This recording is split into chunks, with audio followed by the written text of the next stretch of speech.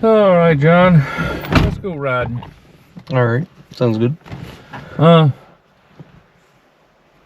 So it seems to me, being that you did get a ticket recently, that you like to speed.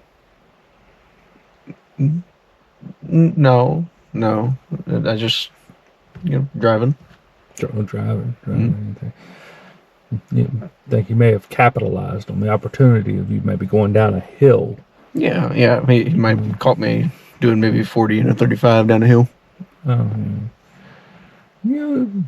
More like 48. But still, Yeah. Let's go for a ride. Okay.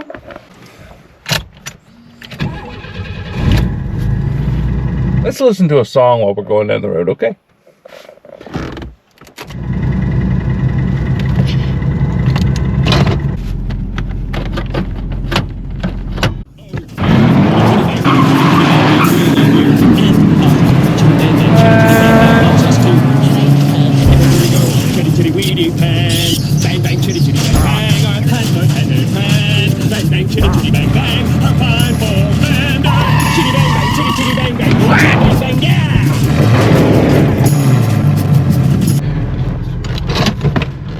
Oh, me. Well, that was fun.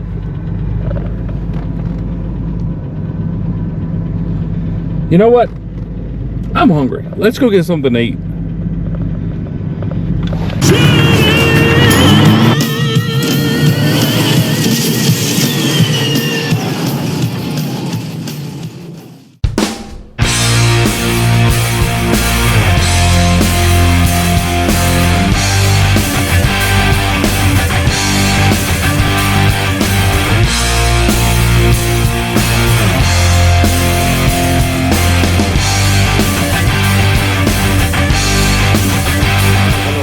Gentlemen, and welcome back to We Can Fix It, to where if we work together we can fix just about anything. My name's Danny, and today on We Can Fix It we're going to go over some simple and hard things to do to ensure that your car is drivable. Let's say if you want to go on a trip or just driving around town, you need to know how to do some of these things. This is for kind of new car owners or people that just really don't know. So I'm going to show you here real quick how to inspect your vehicle yourself. Well, first on the agenda is washing the car. You really need to wash the car for the windows. And this is more for safety, not for body work or anything of that nature. We can get into that later if you want. But for safety reasons, you need to wash the car. Wash the windows. Clean windows means you have a clean view of sight. You won't be able to see out the windows properly. You might get blinded going down the road.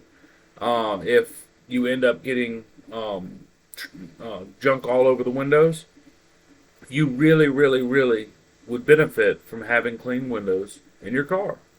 You can do this by washing it or by using glasses cleaner, Windex, anything of that nature.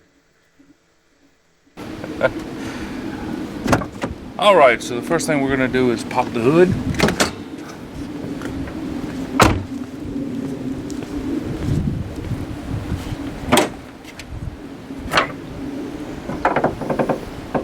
And then you go get a rag of any kind, mainly just one.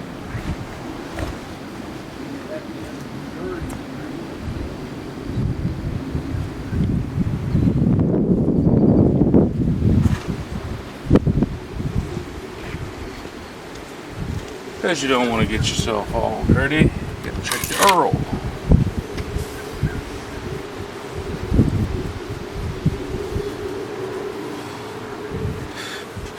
Now you can see this right here has a really funky looking dipstick.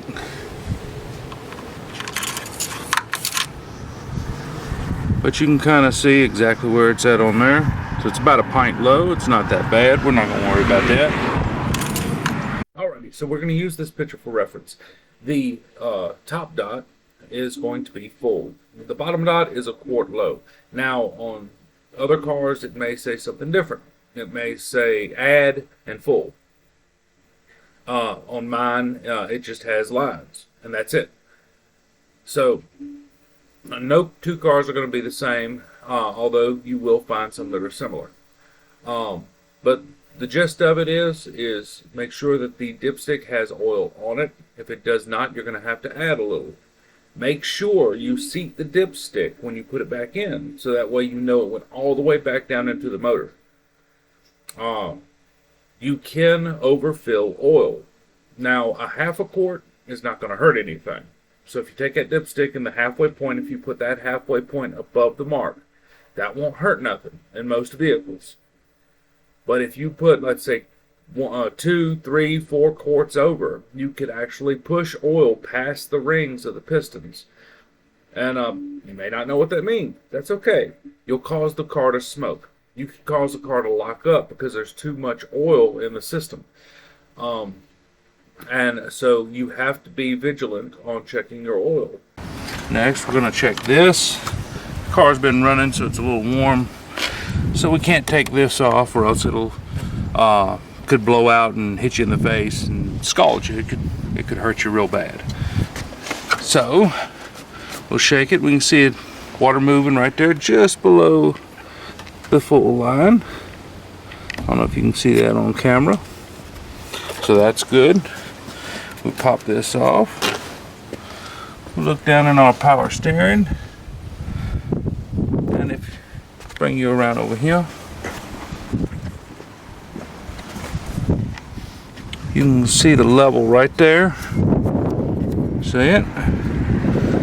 And if we shake it around, it's at the minimum, so it's good. Could stand to add some, but we won't do that right now. We check the brake fluid, and the brake fluid is maxed out. It is all the way up as far as it'll go, so the brakes are good. Well, the fluid is anyway. We'll pop these 3 clips off right here.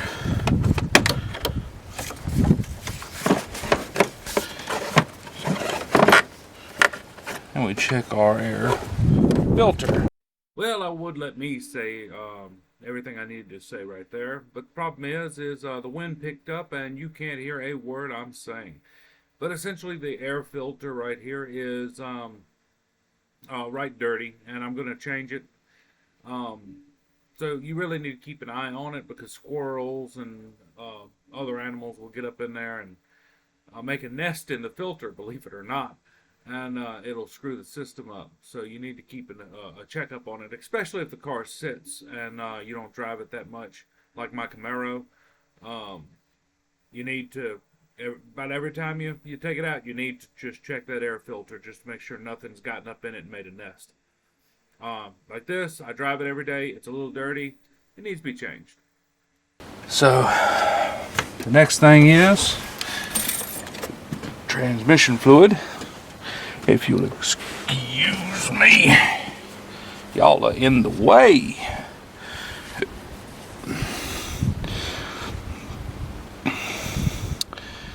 So there's nothing on there right now. It says 65 degrees Celsius. So the way you check your transmission fluid in most vehicles is you must have it running to check it. As you see, that fluid's all the way up to stick. It's not a true reading, and it's because the pump is not pumping the fluid through the transmission. So we crank it.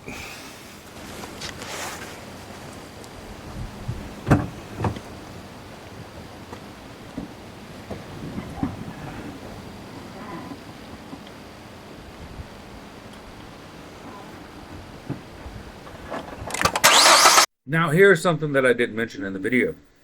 Forgot all about it. So you need to shift the transmission. Put it in reverse, neutral, drive, neutral, reverse, neutral, drive. Do this about a half a dozen times. Then go to the park. Leave the car running. Don't cut it off. Then you go and check the dipstick. Now, the dipstick will need to be wiped off one more time. Make sure you put it back in, seat it, pull it out quick, and take a look at it. Now, if it reads full, it reads just like the oil dipstick, full and low. Now, you don't want it to not touch the dipstick because that means the transmission's running dry and you're burning up the clutches. You're going to tear up your transmission. On the other hand, transmissions are very susceptible to being overfilled. You do not want to overfill a transmission whatsoever. You want it just right. You either want it on full or you want it a pint low, halfway full, whatever the case may be. But you do not want to overfill the transmission's fluid by much. If you do, you need to call somebody, a wrecker. If you know how, if you have a drain plug, drain some of it out. Whatever you need to do to get the fluid out. But don't crank it and drive it, because if you do, you'll tear it up just as bad as if you didn't have fluid in it. So, some dipsticks have different markings on them where you can check them two different ways. You can check it when it's cold, and you can check it when it's hot. Now, on most transmissions, like my Fusion, like my Camaro, like my Blazer, you only have one way to check it, which is crank it, cycle it, and check it. So, pretty much, all you're doing is cycling the transmission and checking the dipstick. That's it. Again, like I said, if it has this hot and cold mark, have you been driving it or not? There you go. If you've been driving it, it's going to be on the hot. If you haven't been driving it and you went out in the morning and was checking all the fluids and decided to check transmission, it'll be on the cold. So you just do everything normally. You cycle the transmission, check the fluid. So here's tires that need replacing. You can see that it's wearing on the outside, and that's not good, because another safety thing you need to worry about is tires. You have to have tires in order to drive to where you're going. You know, you don't want them flat. You don't want them wearing like this. This is a four-wheel drive Blazer, and sometimes the tire wear is awkward on four-wheel drives. You tend to want to rotate your tires more when you have a four-wheel drive than a two-wheel drive vehicle. Other vehicles, if they're just normal cars, they'll be fine, but you can see this one's wearing fairly decently on the outside. Also, if your car is wearing like this, you may want to take it to a lineup shop just to make sure that there's nothing wrong with the alignment of the vehicle. Something anybody can check at home. You can use a coin. Any coin will do, as long as you the first place you check, you kind of make a reference to where it is. It's right here. I want to say it's about at the bridge of the nose on the head of the coin. So then you go back here and you look, it's in the same spot. So this is wearing evenly. You might hear a roar going down the road, and I'm pretty sure you'll be able to see this, how this tire is completely cupped out. You can see where it's actually wearing right here and not right here, and then wearing again right here but not right here. It's because the tire is cupped out, as we say. Now that could be many of things. That can be you have cords broken in the tire.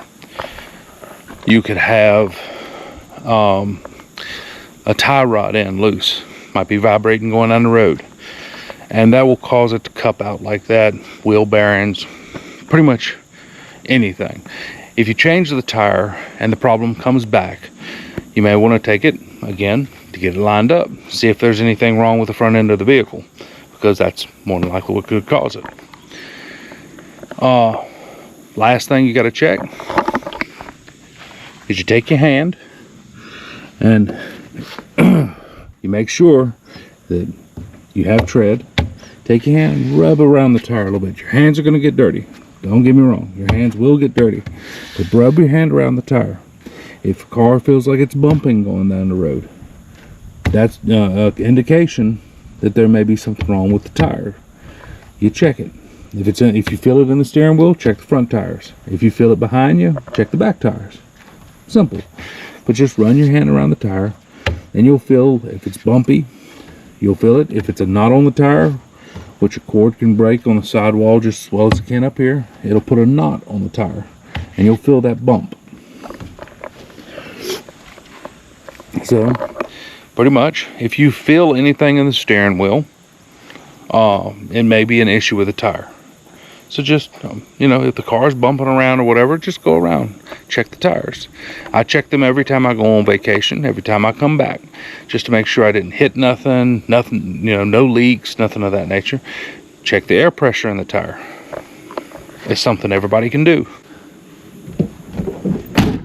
So I'll throw a picture of a pressure gauge, and all you got to do is pop this cap off and press the pressure gauge on. It'll shoot the needle out to how much pressure is in the tire. Not too hard. You'll have pressure recommendations for every car. All of them's different,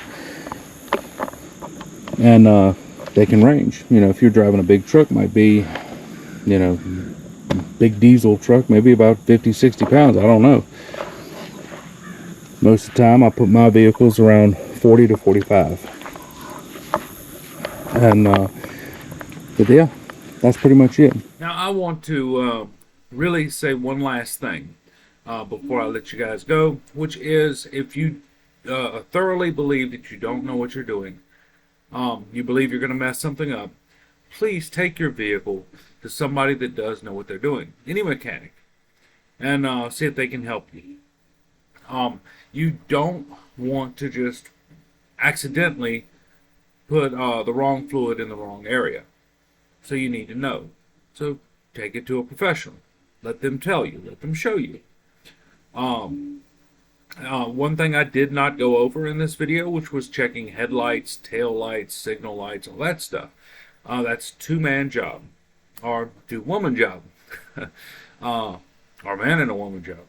Anyway, so all you need to do is have one person sit in the vehicle.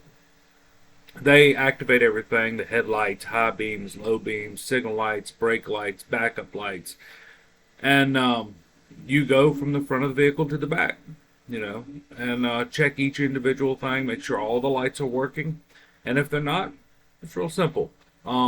If you don't know how to repair the lights in your vehicle, which I can't really show you on my channel because there are so many different ways of fixing headlights and taillights and signal lights in vehicles nowadays. You have sealed units. You have where you have to change out the entire headlight in order to fix the issue. So if you find an issue, just take it to your local dealership, take it to anybody local, mechanic-wise, and they should be able to help you repair the issue. But you don't want to go down the road with one light working and one headlight not, because that's really dangerous for you because you can't see. So make sure everything is working on the vehicle when you drive it. Make sure that it does pass inspection and it is working properly. So if you like what you see and you want to see more, please like, comment, and subscribe. And remember, if we work together, we can fix just about anything.